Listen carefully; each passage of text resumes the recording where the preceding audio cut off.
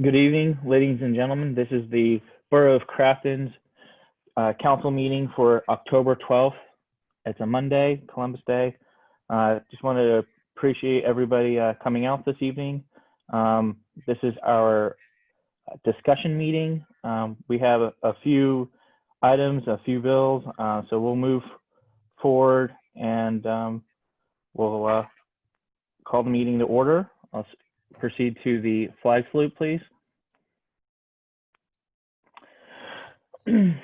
I pledge allegiance to the flag of the United States of America and to the republic for which it stands, one nation, under God, indivisible, and with liberty and justice for all. Thank you. Roll call, please. Mr. Ayla. Here. Mr. Amendola. Here. Mr. Kraus. Here. Mr. Crown. Here. Mr. Lavasser. Here. Ms. Perry. Here.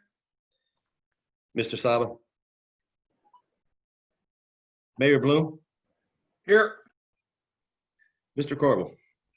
I'm here. Mr. Minsterman. Here. I am here. Mr. Sample. Here. You have a quorum, Mr. President. Thank Did you. anybody Mayor else just see McKibben. dogs just show up on the screen there for a second? Yeah, I think he flipped between his desktop. Oh, gotcha. All right. I thought there was a live Alrighty. camera to someone's dogs. No. All right. We'll move forward with the approval of the bills list dated October 12th, 2020. So moved. Do I hear a second? Second. Thank you. Any discussion?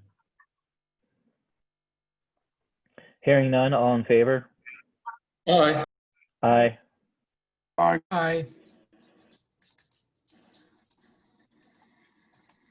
Thank you. Sorry, the screen keeps on pushing forward. Did I ask if there was any that oppose? Any that oppose? Hearing none. All right. Approval of the bills list. Moving forward to the approval of the minutes for September 28th, 2020. So moved. Second. Any discussion? Hearing none, all in favor? Aye. Aye. All that oppose? All right. Approval of the minutes. Thank you. Moving forward to citizen comments, please note that all public comments will be heard at the beginning of the meeting due to the online format. At this time, citizens may address the Borough Council. Speakers will be permitted to speak for a maximum of 3 minutes. Please state your name and physical address for the record. All right. Do we have anybody? Oh, Mary's raised her hand. Yes, we have one so far, Mary, so we'll promote her.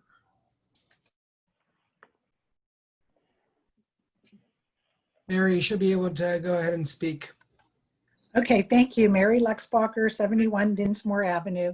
I just wanted to say that this past weekend, we held the first haunted mini golf. We had at least 50 people. We made $125 already for the food bank. And I wanted to invite everyone to come down, bring friends. We had a group of 10 that really had a good time.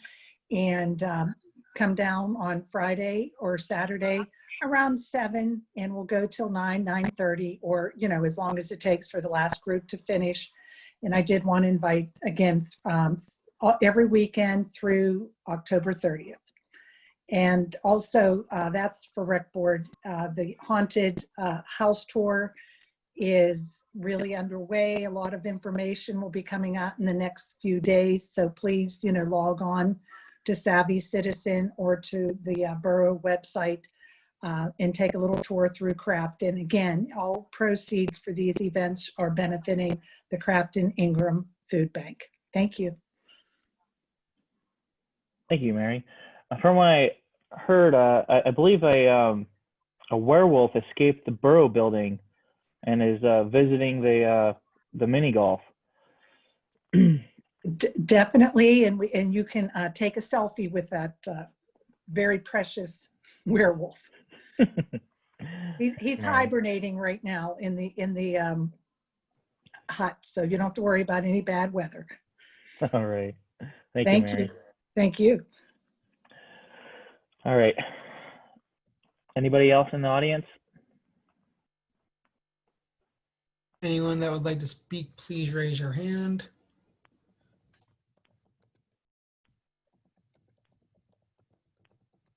I'm not seeing any more on my end, Mr. Lavasser.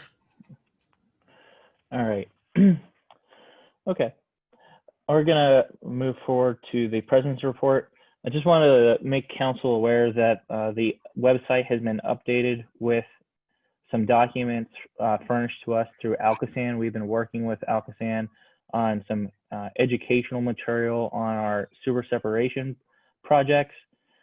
We have a campaign that will be coming out, and the first place that some of the documents have been placed have been put on craftonborough.com/grow.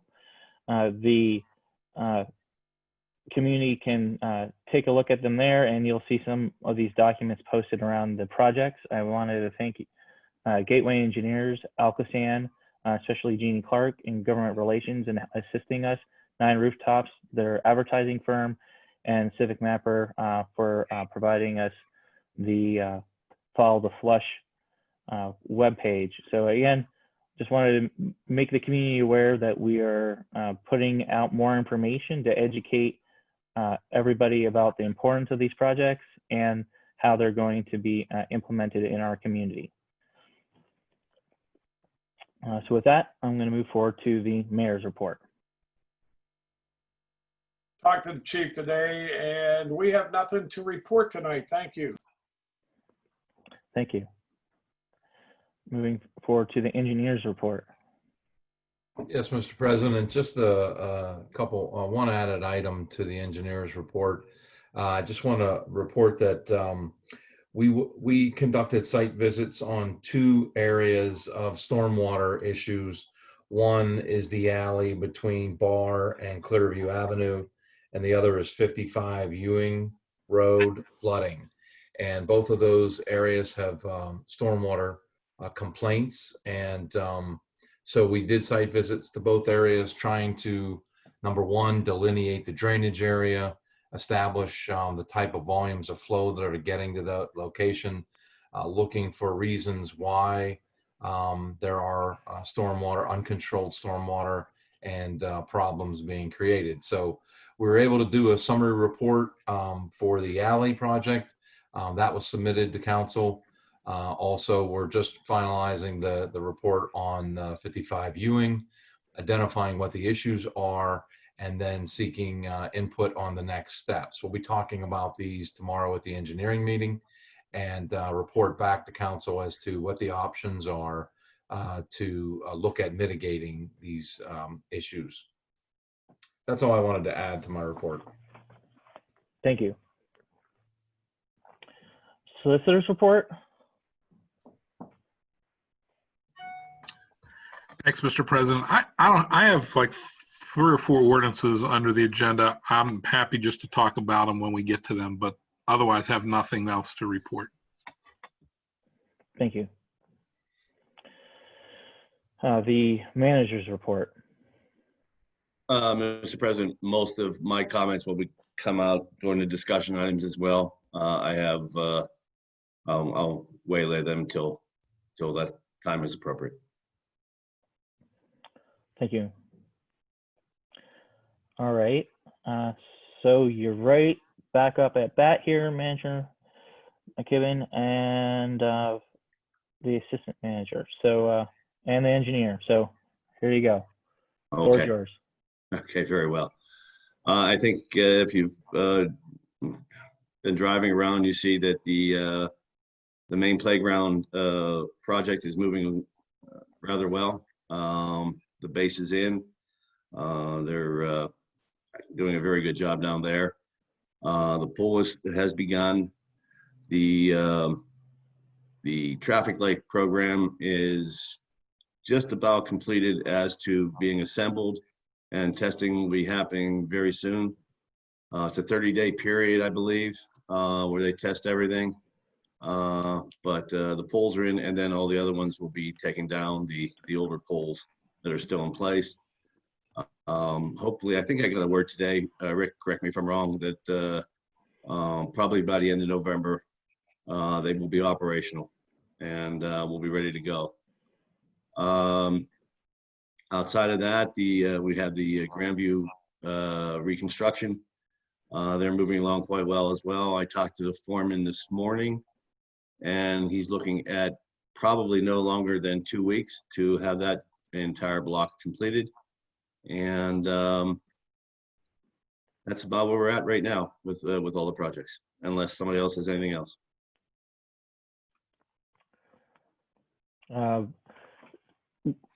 For Greenlight Go, do we have a demolition schedule yet for the old gear?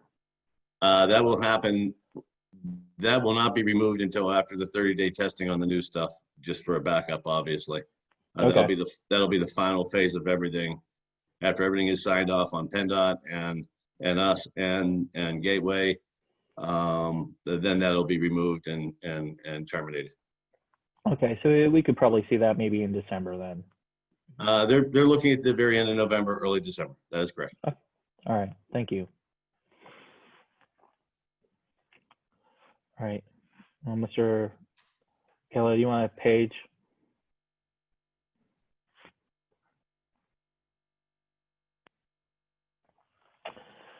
The preliminary budget update and schedule, Manager McKibben. It's been posted on the website and on Savvy. Our first meeting will be this Wednesday at 7 o'clock via Zoom.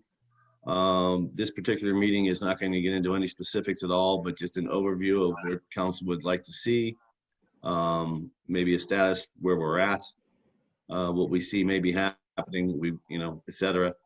Basically an overview meeting, nothing digging down into specific line items, et cetera. That'll be for later meetings, but mainly just to get a feel for what direction council would like to see staff to center on, and the financial health of the borough in general, and we may see in 2021, which I'm not sure what we're going to see, but we're going to give it our best shot. Thank you.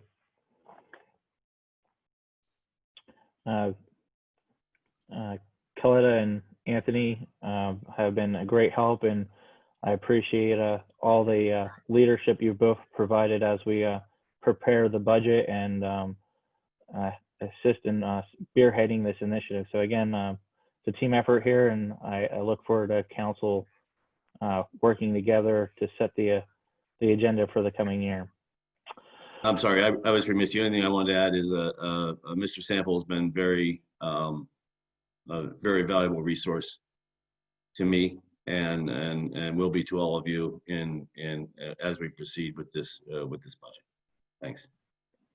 Mr. Lavasser, can I ask a housekeeping question? Yes. As we embark on this process, is it possible to maybe receive I don't know if it's in an Excel spreadsheet or a PDF, just what we had budgeted for this past fiscal year or past calendar year? Yeah. Absolutely. That'll be forthcoming before the meeting of where we are right now as of, well, September 30th. But you will have that and the data that you're looking for. Absolutely. Well, Manager McKibben, Assistant Manager Sample, I appreciate your leadership on the administrative side. I know you have two great resources in the office to assist, and I believe the consultant that we brought on as well should help us again with our priorities here. So look forward to the meeting on Wednesday evening. I'm going to move forward to the ordinance updates. Solicitor Corbel. Thanks, Mr. President. These are 4 different ordinances that council has previously authorized my office to put together. They're part of your packets or saved on the OneDrive for review. I'll just hit the high points on these, and if there are questions, you can certainly ask. Also, can feel free to reach out after the meeting if you need some time to digest. With respect to the property maintenance code and the UCC construction code update, both of those codes were updated by the state agency, adopting the 2018 edition of the property maintenance code and some of the updated versions of various building codes with respect to the UCC ordinance. Not a whole lot of discretion here other than dropping in borough council and other things in those code books that have blanks, etc. It's all outlined in the ordinance. Again, it's very, very similar to what we already have on the books. The only real changes are references to the different code years, as well as just a couple other minor items. So those are the UCC and the property maintenance code ordinance. The discrimination ordinance, if everyone recalls, last month there was a request to make a revision with respect to the penalties provision. I did that. I ran it past Mr. Alo, which I believe he gave me the thumbs up that it looked good, but it's for everybody else, and you all can take it from there. I'm ready to advertise it whenever council's ready to move. And then lastly, I'm going to pull this up here so I don't. This is it's referred to as the chicken ordinance on the agenda. This is our urban chicken ordinance. Essentially, the only material change here is that we are allowing urban chickens in the R2 district. Currently, it's limited to the R1 district. There are some other changes that you'll see with the text that is stricken, which is removed, and the underlined text which is added. That was just me editorializing in order to make things more clear, in my view. In reading the ordinance, it was kind of clunky and confusing, and I try to draft these in a way that, you know, Joe Citizen can read it and understand it, and I think that makes sense, and that we can read it and understand it when we have to look at it in the future.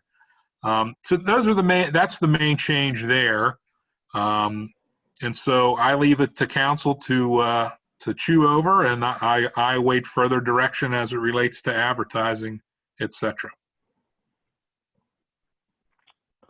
All right. Thank you. May I ask you to provide a brief commentary on the UCC and the role of Borough Council and the Code Enforcement Office, just for clarification for the community? On the UCC codes, we have a contracted entity, building inspection underwriters, BIU. And what this relates to is inspecting new construction, certain renovations. It creates the code by which you must build and renovate in the borough. And so what happens is folks will come to the borough and say, hey, I'm putting an addition on my house. And then they'll need to apply for certain permits. As construction moves along, BIU will inspect, you know, usually they'll do an electric inspection prior to closing up the walls, etc. So from our perspective, from the borough's perspective, we have contracted with BIU. They are the ones that make the calls, etc. They do work for the borough, but they are an independent third-party contractor. And as the property maintenance code, that's enforced by our code enforcement officer, Season. You know, she responds to complaints, takes a walk around the borough, cites folks for issues with the exterior of their properties, essentially. High grass, gutters falling down, you know, should homes be condemned, that sort of thing. And that's internal. That's a borough employee that handles that. So I don't know if that's what you're looking for, Phil, but happy to answer any other more specific questions. Yeah, specifically, you know, the borough doesn't, we adopt the UCC, but we don't amend the UCC. Oh. We can't make it less restrictive, correct? Yeah, that's correct. That's handled at the state level, and they basically say we adopted the international, building code 2018, and then we need to adopt it to keep pace, because they do change over time, building techniques and technology advances, and we need to keep up with that. So, but we don't. The things that we're changing in here, when you look at it, it's really just adding dates or references to the borough, or how high or how deep should this be. We don't have a whole lot of discretion here, because we opted into this probably 15 years ago or so now, when this first came up. Thank you. Manager McKibben. Yeah, just in case the question comes up or whatever, this has nothing to do with the fire inspection reports and the fire inspection that we're going forward with in 2021. That'll be somewhat of a budget issue as well. But how we're going to implement the fire inspections and the fee schedules and everything else, again, will be a budget item, but has nothing to do with these two things, in case that question comes up. All right. And Manager McKibben, if I may, just since we're on this subject, as we spoke last week, the Char Westcog UCC appeals board is not organized yet. I've been advised to hold off on any action. That's why it's not on the agenda. And I have not heard anything along those lines. I'll reach out to Sam and see where Sam Nucci, I'm sorry, from Ingram, to see where the status of that is. But at this point, I have not gotten a go forward order from them or request. The ordinance is drafted that we still have a UCC board. We're not part of the COG board. Right. So if that would change, we'll have to tweak this later. So if something's happening soon, then we can sort of incorporate it. But if it's not going to happen till next year, I would say let's just adopt this and move forward. Understood. Yep. All right. Thank you both for the discussion and informing council on the matter. All right. Mr. Lavasser, I had a question about the urban chicken ordinance. Yes. Yeah. May I proceed? Yes.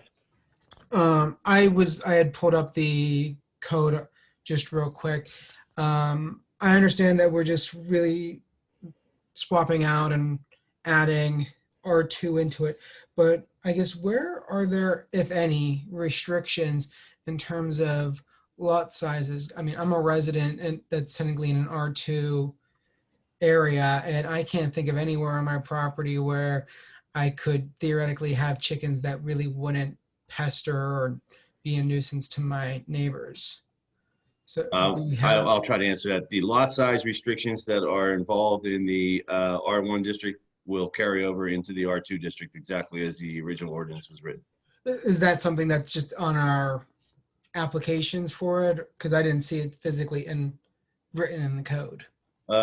It's definitely on the application, and I believe it's actually in the code. All right, no problem. I just wanted to ask that question before. Yeah, the same restrictions and numbers and everything else will carry over. We just, to your point, added an additional district, and that is the R2 district. All right, great. Thank you so much. Mr. Alo, if you look at 84-15 that talks about the enclosures, within that section, it talks about how close to the property line it can be. I think it's 10 feet, and then it has to be at least 25 feet from a adjacent structure. So those provisions are in there. It's just not in the ordinance that's in front of you from the agenda, because those are just changing the districts. But it's in there. It's in the full ordinance, which is just if you check out the code online, you'll see there are restrictions on numbers and no roosters and all that sort of thing. I actually see it here now. It was a technical error in how it loaded on my phone. It only loaded 84 through 11 or 84 through 12 and 13 through 22. I had to specifically search. Yeah. So thank you. Yeah, no problem. Thank you. Community Development 46 catch basin replacement bid, Manager McKibben. Very simply, this will be a motion item for the next meeting. Yeah, do we want to go back? Are we? I'm sorry. I'm sorry, Coletta, did you have something to say before I moved on? Yeah, I'm sorry. I physically used my hand instead of, I was just wondering whether these are presented for us to review, or do we need to be moving forward with advertising, or is that planned for the next meeting to authorize to advertise? But from my perspective, I still need to be authorized to advertise. So if there was more discussion, you all can have it at the later meeting. But the earliest that, or the next step for me is to advertise, and I can't do that until council votes to do that, which I assumed if you all are moving forward with any of these, it would be at the next meeting. And if there was more discussion to be had, then you could have that discussion in November. All right. Okay, yeah, we'll just vote to authorize to advertise at the next meeting, Okay, thank you. unless everybody wants to move forward now. I mean, that's up to you guys.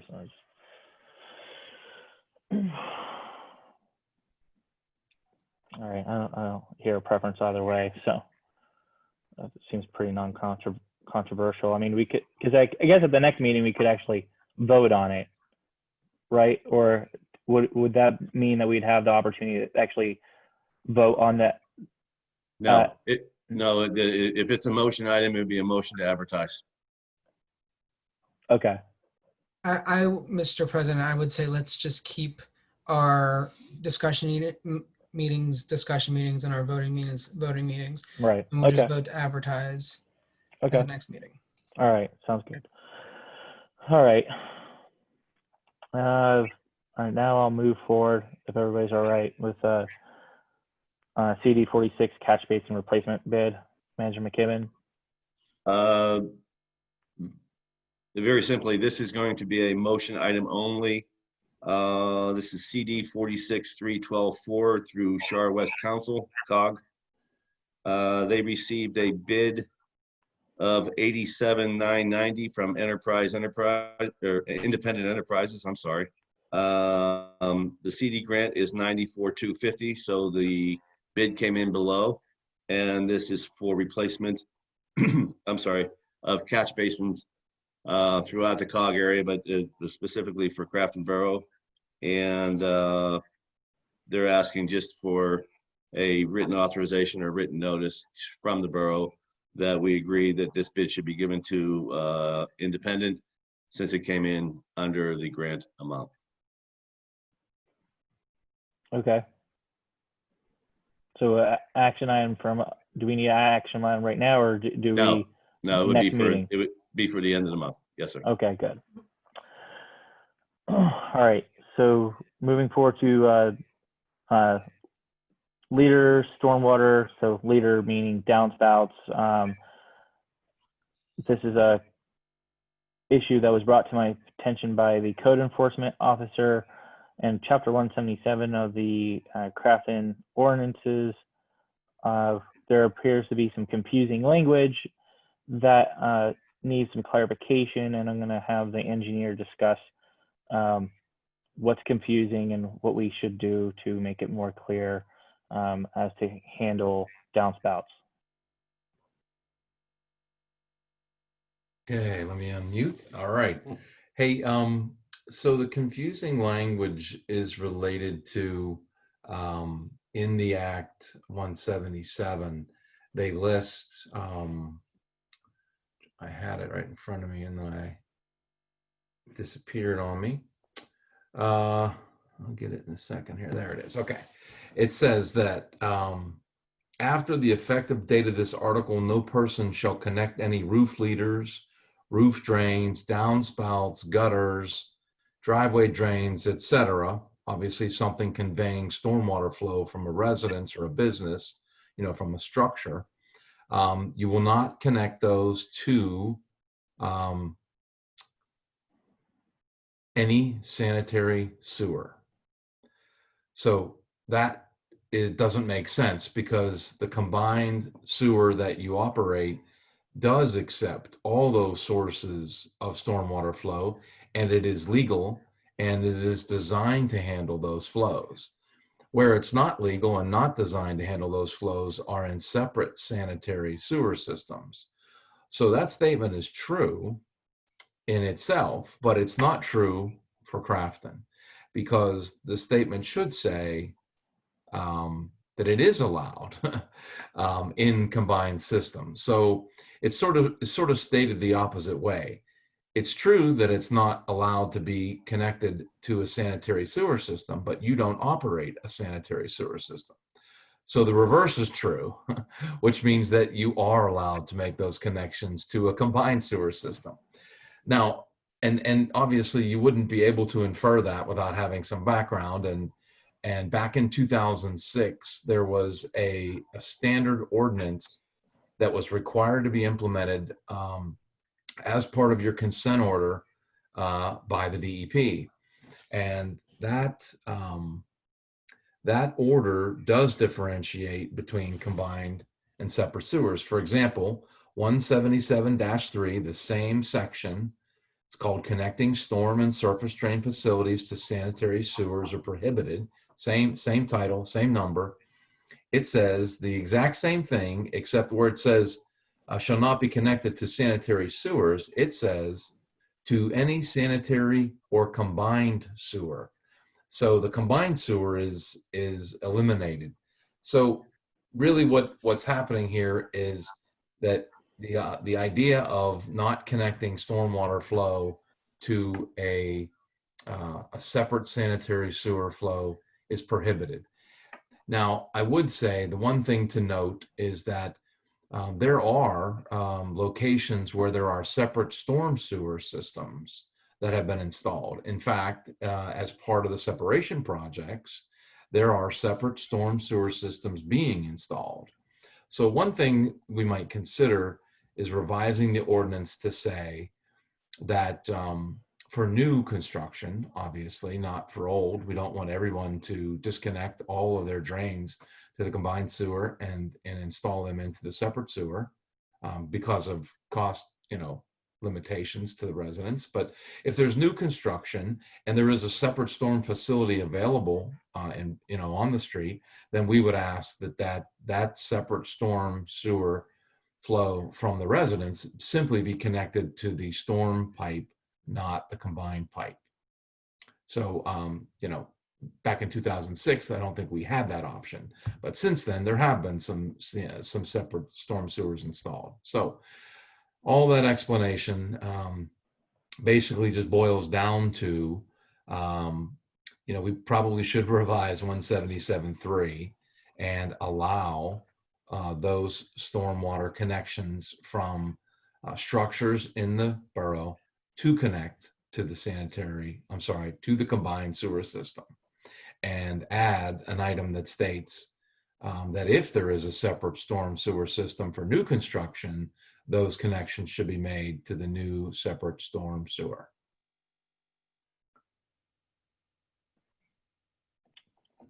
Thanks, Eric. Mr. Corbel, could I ask you just speak to the operation of law with regards to stormwater and your adjacent neighbor, and how that should work and in a community like ours? I'm going to call my property professor from law school to come and talk about this.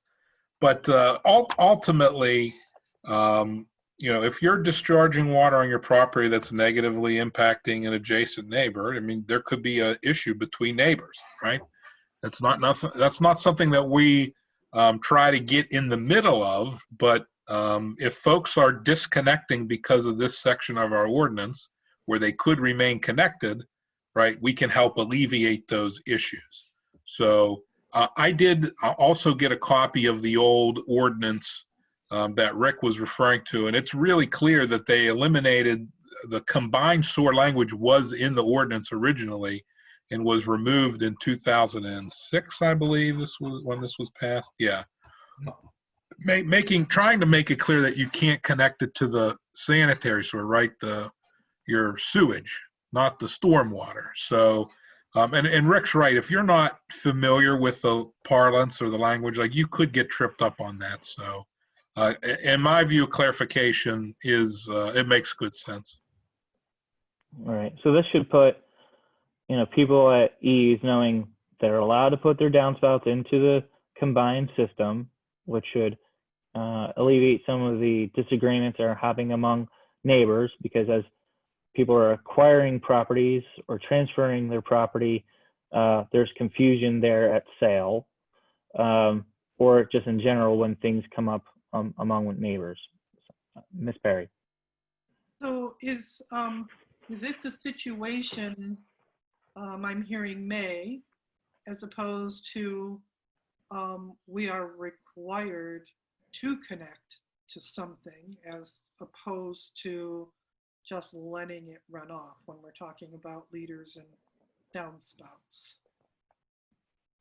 Yeah, you're certainly not obligated to connect. In fact, we would prefer you not connect if you can safely discharge your water to the surface or to the subsurface.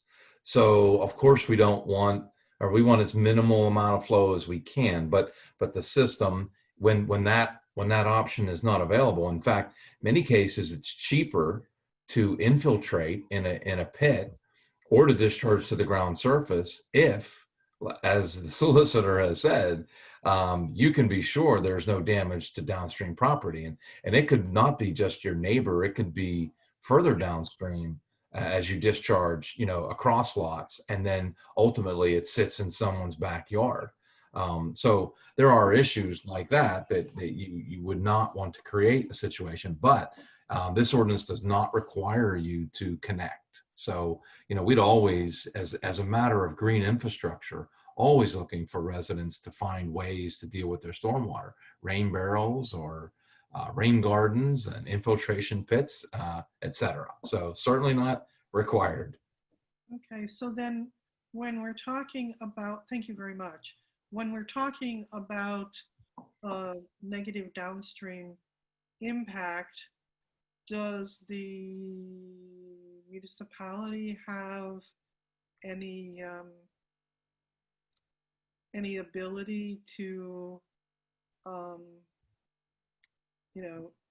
work with the affected and the affectees to connect, to encourage or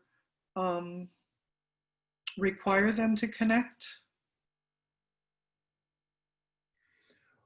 Well, I mean, it's sort of a legal question, but I would just say from my perspective, every municipality handles it differently. So some municipalities want to be proactive and they will engage in trying to come up with a resolution. But I'm not sure you can make anyone do anything to be proactive. I think, and I'm not sure you can make anyone stop doing something that's negative. I think that's in the law. I could be wrong on that. I mean, maybe you do have ordinances to require, folks not impact each other. So, but I guess what I should be answering on the side of is what I have seen in my experience, that municipalities, some get involved and try to mitigate and some stay out of it. It just depends on, what their attitude and what their philosophy is. I would agree with Rick. It does run the gamut, Ms. Perry. It really all depends. And then as it relates to cause of action, I mean, we would not necessarily have a quote cause of action to force something, but some negatively impacted downstream property owner could, and it would be a tort claim, if you will, trespass, something like nuisance, abate a nuisance, that sort of thing. And that typically wouldn't involve us. That would be between the private property owners. But again, some communities will get involved and try and solve that problem or try to figure out a way to help. And some take a hands-off approach, say it's a private property matter. Okay, thank you.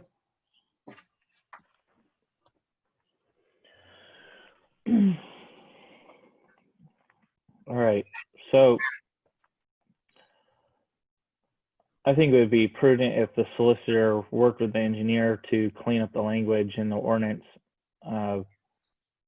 articulating what is allowed and what is not allowed under the current system that we operate, and what will be permitted to be done once we have our separate storm conveyance system as well. So, and if you could bring that back to us at the next meeting, or at the next discussion meeting, that'd be very helpful. You got it. Okay. All right. Traffic request Bradford at Crafton Boulevard. Manager McKibben. This was brought to mine and our attention by Lydia in the Planning Commission. I guess somebody approached her about that intersection. Kyle from Gateway, I can't think of Kyle's last name, I'm sorry, Rick.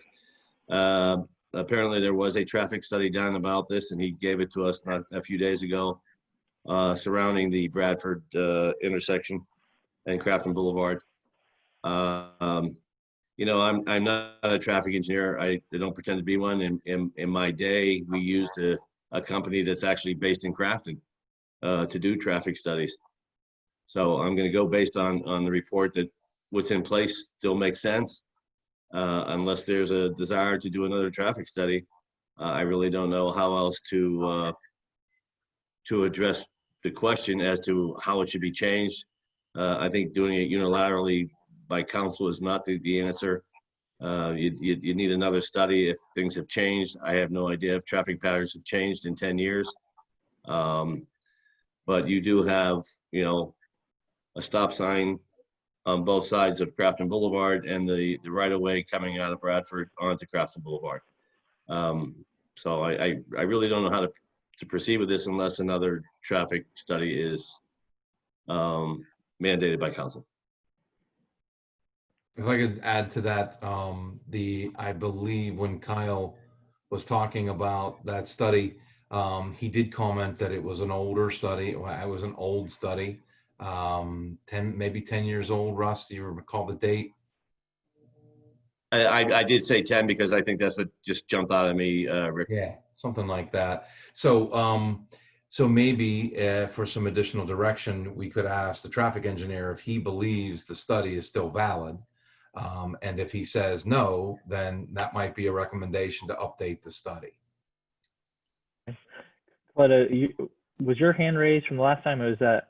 Okay. No, it's raised for this time. Okay, so Coletta and then Jim. Right. Go So ahead. can I get clarification about what the request actually is? I believe the request is to put a stop sign on Bradford and not allow it to automatically just jump out and dump out onto Crafton Boulevard with the right of way.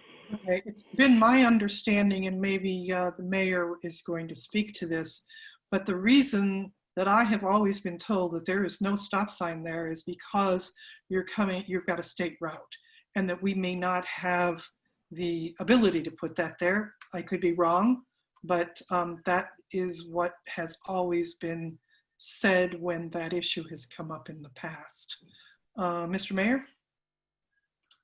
The traffic study was done years ago, and when we had a lot of trucks, and being that was an uphill grade, there were complaints about the trucks stopping at the top of Bradford and making the left onto the boulevard following State Route 60, and that the trucks would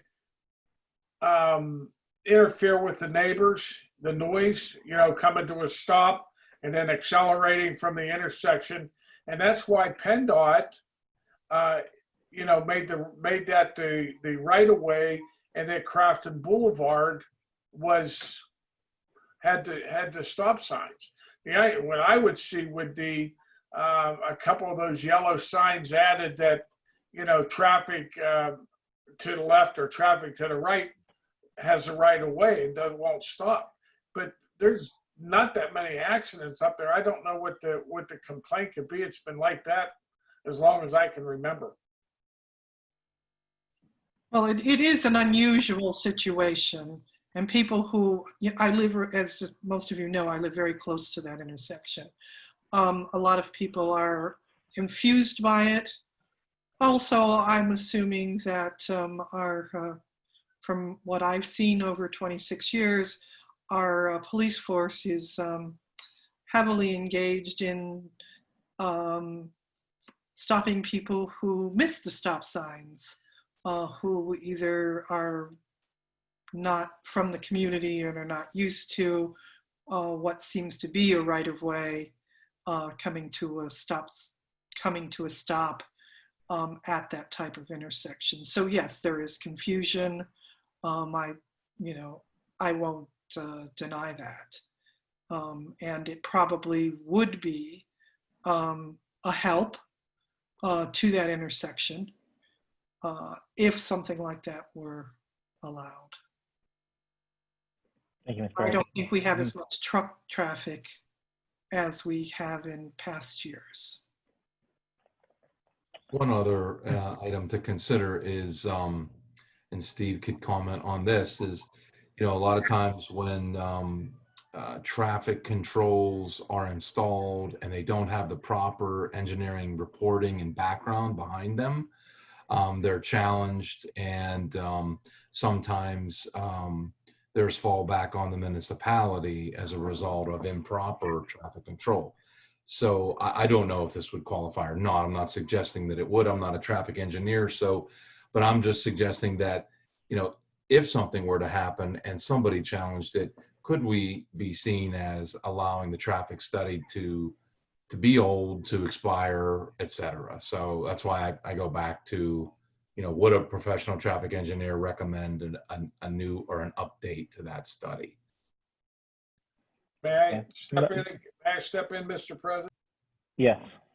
Okay, if you're coming westbound on Crafton Boulevard, coming down from Dinsmore, and you stop at Bradford Avenue, okay, imagine taking that stop sign away and traveling at 25, 30 miles an hour and cross over Bradford Avenue and have to make a 40-degree right turn downhill, okay? If you think about it, when you're coming down Crafton Boulevard, it's not straight through, okay? And the same with coming eastbound. You come up to the stop sign at Bradford Court, and it's not straight. You have to bear to the left to go. It's not a straight intersection. So the T part, if anything, if you would put a stop sign there, I think myself would be confusing after all these years and what we've seen. Thank you, Mayor. Mr. Kraus, your hand's been raised. Is the request from a pedestrian perspective or from a motorist's perspective? In the email, it appeared to be coming from a pedestrian perspective. Okay. And we may have an opportunity through the Crafton Boulevard project to address any kind of sidewalk matters that arise. And we'll bring that up in the engineering meeting tomorrow to see from a walkability standpoint, that intersection can be quite, I think, kind of overwhelming, maybe dangerous depending on your level of familiarity with it. I know I don't get over that way much to walk, but when I do, I've always, got to keep my head on a swivel. And to the point about a stop sign, I personally have noticed when I'm either westbound or eastbound, a lot of folks inadvertently stop coming up Bradford almost out of a force of habit. I think it's almost so awkward for those, they're expecting a stop sign there, that what some folks tend to do is they tend to stop. And then if you have the stop sign on Coletta's side or the Dinsmore side, you're like, what are you doing? So there tends to be some confusion there. I've seen that as well. So, I mean, I personally would think that if there is not a lot of high traffic due to trucks, which to the mayor's point would seem very logical that if you had semis driving through there, that you would want them not to stop.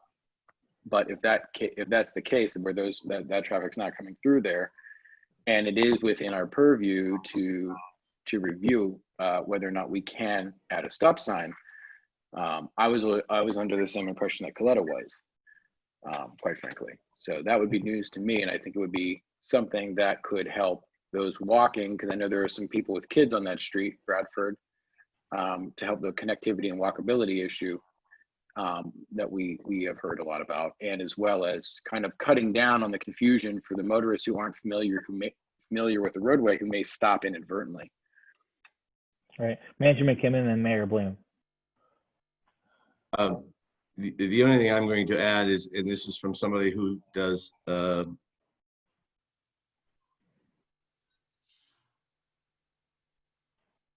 You muted yourself. I'm sorry. Okay. As someone that commutes into the borough on a regular basis, I would ask that if any study is going to be done, that the intersection at Baldwick and Crafton Boulevard also be included. I believe that stop sign and coming on to Crafton Boulevard from that roadway is truly a dangerous situation. It's awful. It is so awful. I'm sorry to cut you Now, off. I go there all. In a previous life, I worked with the city of Pittsburgh to put in stop signs where we shared intersections. But I would just ask that be included.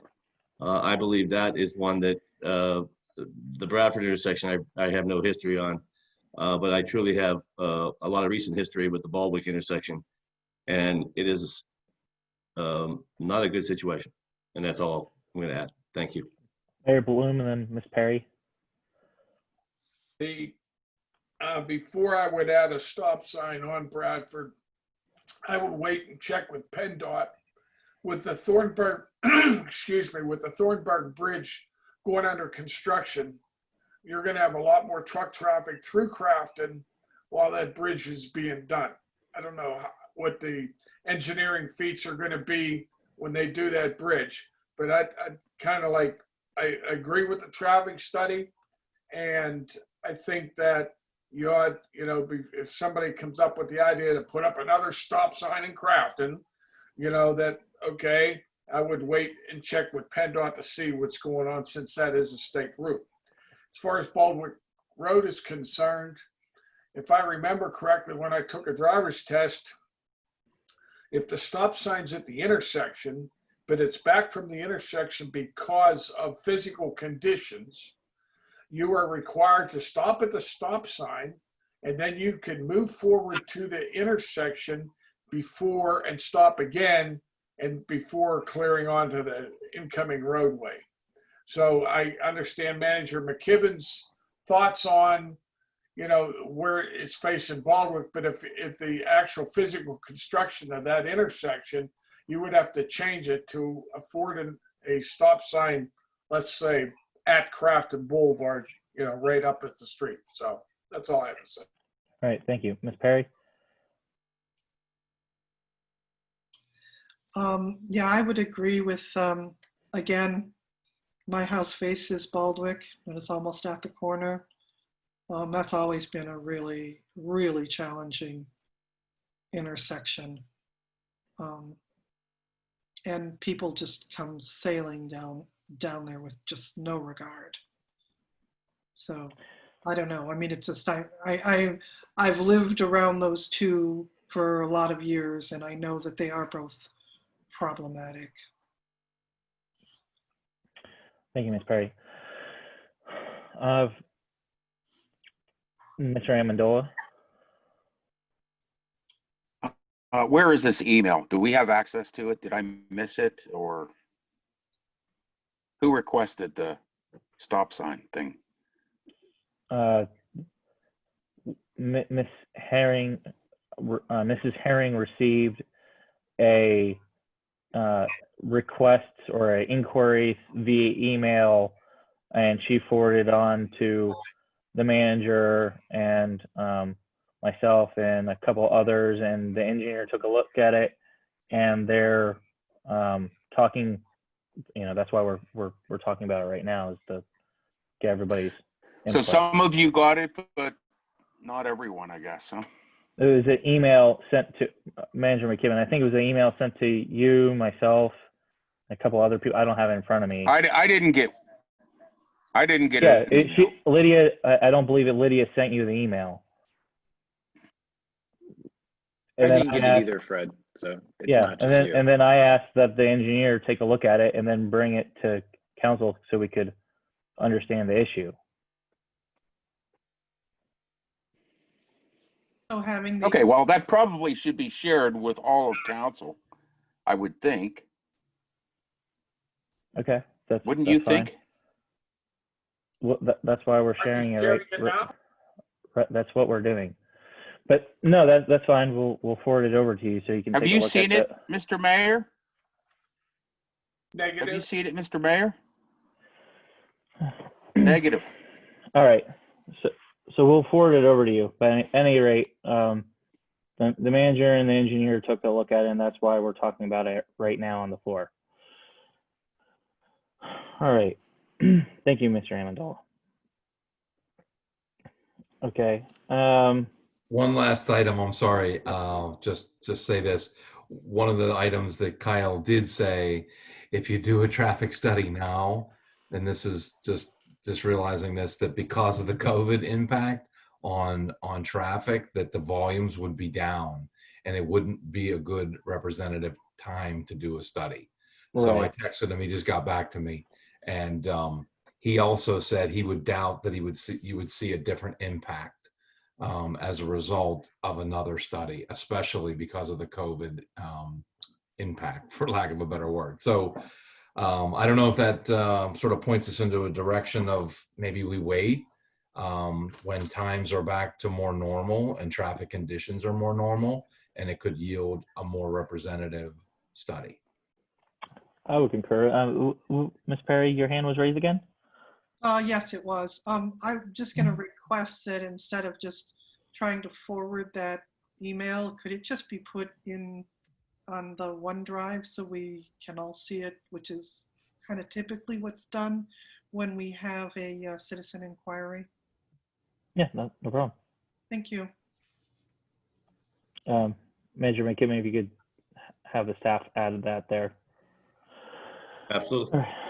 Cool. Mr. Lavasser, I had one thing I wanted to bring up. If we were going to throw in the Baldwick intersection as well, given the location of that, we would probably need to loop in the city of Pittsburgh, given that they have half that street after or at the point of that intersection, right?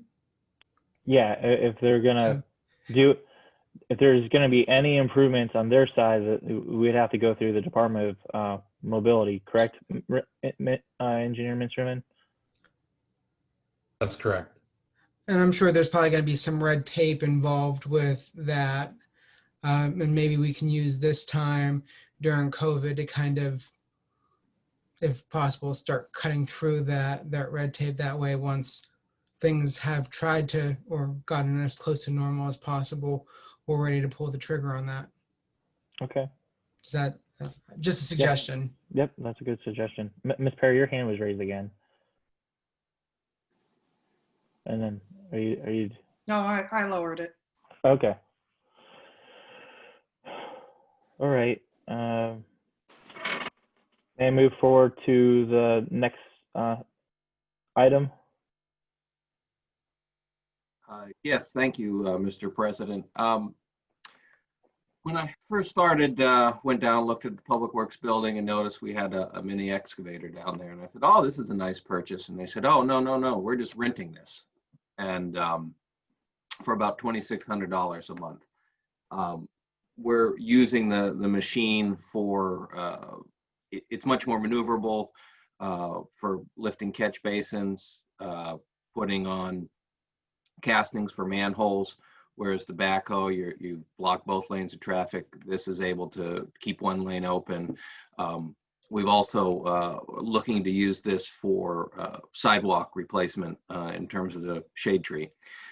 So I had the guys go out and price. We looked at two different Komatsu and then the Bobcat. Actually, they liked the Bobcat better. It's a cost of about $68,000. We're using it. We're currently renting a machine. Talking with Manager McKibben, we thought we'd just notify council that this is something that Public Works is using. We want to buy the thing, and I think it just makes more economical sense to buy it now. We have the money in the sewer fund, but just wanted to give you that information to see how you wanted to go, whether we get it now or budget for it next year while we have the rental on the current machine. So, any questions? Yeah, I mean, I'll just, once you made the business case to me and that we're paying the rental fee, it made sense to move forward with the purchase. Like to hear what anybody else in council has to say about the need. Ms. Perry?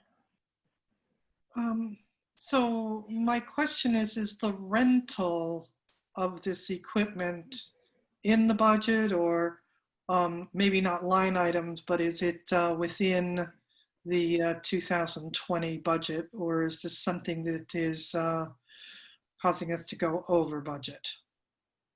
I'm going to assume that we've got, I've actually been working on the 2021 budget. We've been talking here. Yeah. We do have a rental line item. I will have to confirm with Charisma in the office where that is being charged to, because the rental equipment I see is for $5,000. So we'd obviously be over that unless we're splitting it with the sewer fund. And I don't have that paper, but I'll confirm that and get that out to council. I'm sorry, I will jump in here. We are splitting that with the sewer fund because the majority of the work being done by this machine is sewer related. And in fact, we have 4 sewer grates and basins that need to be redone before the end of the year that we're doing internally and not part of any contract outside.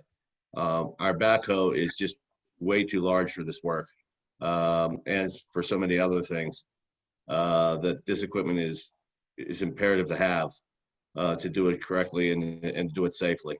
But yes, it is a split number with what Doug pointed out and with what we have that appropriately charged to the sewer fund.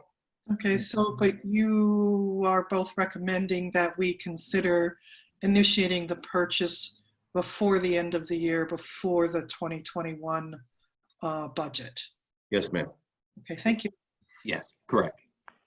Mr. Kraus, your hand was raised briefly. Can you put it down? Do you want to speak? Thank you, Ms. Perry. No, I mean, I was just trying to understand. So we had a rental for about, $30,000 a year sitting at the No. Public Works yard. No. I mean, No, it's been a recent rental. It wasn't for the entire year. No. I see. Well, that was my first question. So this mini excavator was rented for the purpose of just doing the trees and the small work then, correct? Trees? No, nothing to do with trees. Like the sidewalks kind of nearby to where they may have been. I'm sorry, that's kind of what I meant, where they're kind of buckled like this. Yeah, it comes with side equipment that is part of the price that actually will, yes, go in there and pound that out, and some other things that are very useful. Again, the backhoe, I'm not saying the backhoe is not useful, but it's a huge piece of equipment that in many cases for the work that we're doing is way too large for the project itself.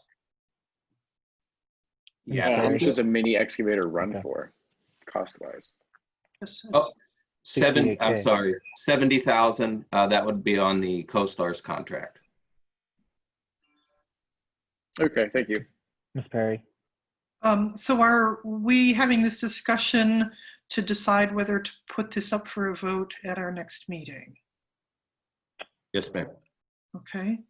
So then we do need to discuss this through do we agree to put it on for a vote? That would be correct. Okay.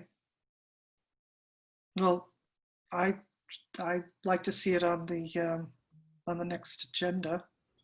I don't know about anybody else.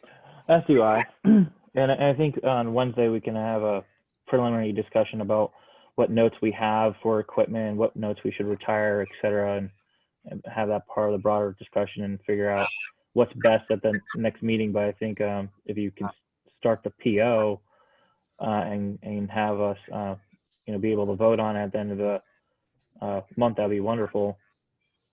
Let me just interject very quickly. I'm not a huge fan of trying to do this, and I don't take this lightly at all. However, we have many equipment issues down in the Public Works Department. This is one that just really jumps to the forefront. You'll hear more about this on Wednesday as to the status of our equipment and why it needs to be addressed. But again, that's outside the scope of what we're talking about now. But this is a piece of equipment that is, I think Doug would agree with me, that is imperative for some of the work that needs to be done to get done. Thank you. Yep. Yeah.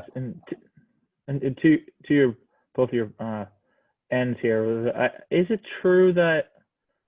Is it true? I observed. How do I put it this way? I observed that Crafton Service Center, one of our big reds, one of our trucks.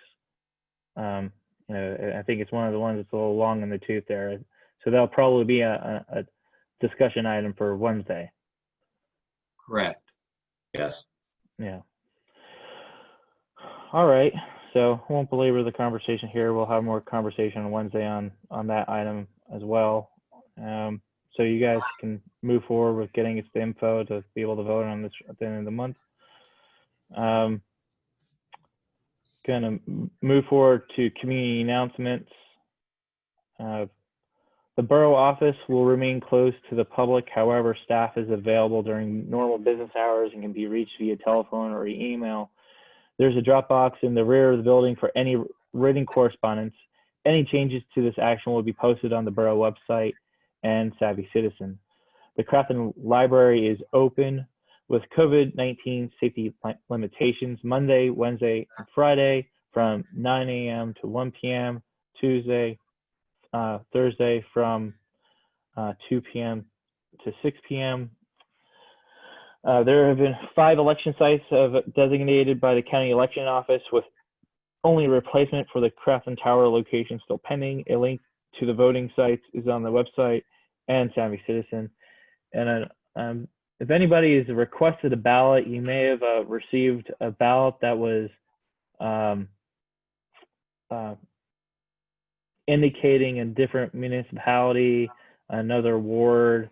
If you have a ballot that was sent to you with an error, please call the county elections division to report that, and they will be sending you a new ballot. However, the envelope and all the other information that came with that ballot, you're supposed to hang on to. But please call the county elections division if you have an issue with your ballot. Mr. President, if I could interject on that, since I'm a nerd and I read the Allegheny County Twitter page and Facebook page about the elections.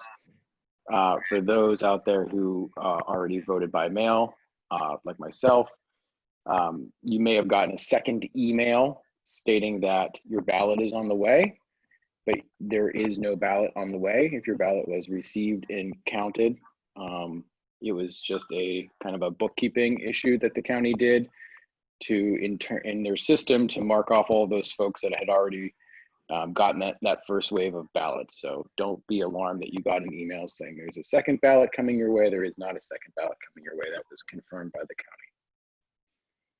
Thank you. All right. Any information on elections, keep posted with the Allegheny County Elections Division, and if there's any information that comes our way, we'll post it to the website and have Citizen for everybody. All right. Ed, is there anything else on the last page there?